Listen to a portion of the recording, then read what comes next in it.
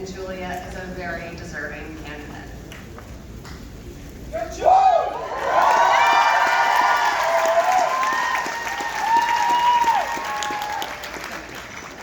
Hello, everybody.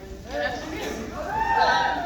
So as you heard, my name is Julia, and I'd just like to start by re-welcoming or re-acknowledging our honored guests, Sacred Heart Administration, proud parents and family members who are here today, teachers and support staff who I love so much, and who so many of you have had such a great impact on my life, and above all, the lovely graduates of the class of 2019. Woo!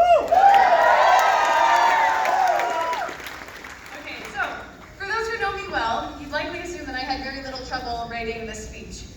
Rambling on for 8 minutes about any topic is far from challenging, but rambling on about Sacred Heart for that amount of time is any regular Thursday. But the sad truth is, summing up the entirety of our 4-year journey had me tongue-tied for quite some time. I don't think this was because I didn't know what to say, but I struggled more with how I was going to say it. Winging it, or speaking from the heart, as I've affectionately come to call it, is my trademark speech style. And silly as it sounds, when I was told writing the speech had to happen and I couldn't just wing it, I was a little bit scared. Often enough, when I came to speak, if my why, whether that be to welcome the grade 9s of Sacred Heart, or to speak for the Sacred Canoe, the hows, or the words of my speech would just simply fall into place. From the very beginning, our grade never hesitated to take action when passion demanded it. And a typical valedictorian address chock full of, "We did it!" and definitions from Webster's Dictionary just could not do the legacy that we've left at Sacred Heart any justice. We presented a slightly different approach to the whole concept of secondary school education from day one. Academics seemed to fit perfectly hand in hand with cross-country, student council, band, badminton, and SoundCloud rapping. Thanks, I appreciate your laughter. Perhaps not all of these things at once, though many of us may see multitasking work. Ultimately, though it may have taken some time, we all found our whys. We found those little things that gave us a role, an image, and a purpose. They were a variety of things happening in and out of the Sacred Heart walls. Our whys were what drove us to do the things that made sacred so unapologetically sacred. That being said, I don't think that we became the formal band geeks, the arts kids, the jocks, the academics that every high school TV drama preached about either. We are an incredibly well-rounded group, and our whys were exceptionally large and beautifully diverse. We noticed things, we discovered what Sacred needed, and the hows of our whys fell magically into place. We created art, music, policy, or programming, all for the purpose of making Sacred and ourselves better. We established a community of students who chose to grow together. We dared to embrace the title of learner and leader simultaneously. We sought to inspire change, not for our own benefit, but for the school we call our second home, and for the people that we call our second families. I was not lucky enough to know many of you before our high school adventure began. I arrived on grade 9 day in grade 9, 2015, with just one person remembering my awkward elementary school self, and I can't say that even by the end of grade 9, I understood how beautiful this family was. Remember how refreshing it was to walk down new halls and see lockers instead of cubbies and hooks? I remember putting on my uniform for the first time, back when my shirts were crisp white and my pants didn't have wear marks on the thighs, and wondering how I was going to tolerate maroon for the next 4 years. Grade 9 was brand spanking new in every sense of the possibility. That very first day, we were all paired with inspiring junior and seniors, our smash leaders, with huge, beaming, smiling faces, and they took us on tours. They were bragging that they had done their time in gym class, and they were teaching us the sacred lingo. We learned that the triangle was a sacred space that no one was to step on. We opened our locks, we met our teachers, and we watched a video about doors. We joined Eco Crew, YAC, Student Council. We dreamed about taking co-op courses and joining sports teams. We looked up at those towering 12s, and we thought about how long it would take for us to get there. Though grade 10 and 11 were not as principal as 9 and 12, there were surely experiences and memories that we will never forget in the years that have shared our shared sacred experience. Whoa, tongue twister there, sorry. As it was put before us at every school gathering, there is something at Sacred that thrives nowhere else but right here.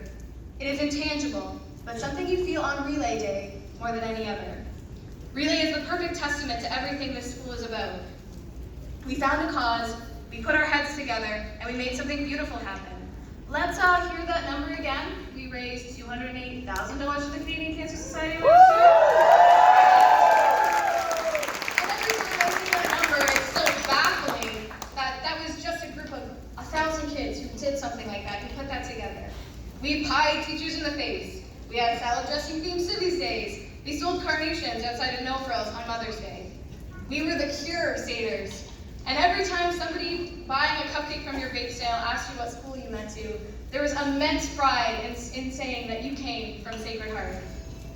We had a common why. We pulled together and we found that how.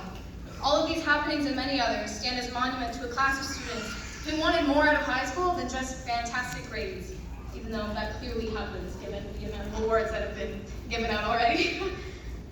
By the time grade 12 rolled around, we became those rugby team captains, those arts group presidents, those senior athletes of the year, and those student council presidents we've been looking up to for so long. A number of us went on to create our own organizations. Coding Club was a strong addition to the Sacred Heart extracurricular scene, as was Chess Club, Crew Barbell, and Sacred Minds. These groups all came out of the class of 2019. And suddenly, it's graduation day. And it's scary walking in here and seeing everybody all dressed up and ready to go. I don't know how I'm going to survive prom without crying. I probably won't. Please come and console me tomorrow. Thanks. Over the last couple of weeks, I've been reflecting on all of my lasts. The final time cleaning the year's memories out of my locker, how it felt placing my last high school exam at the corner of my desk, remembering those last steps I took down the hall and out that front door. I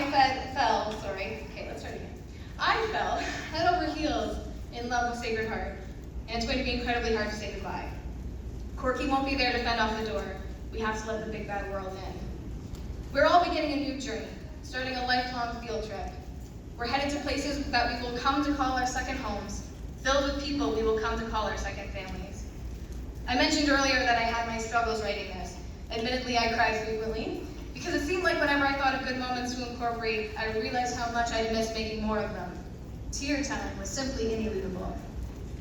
It was really because of this that this past weekend I ended up writing the majority of it, with the addition of this morning. Don't tell Mr. Rubini, I'm so sorry.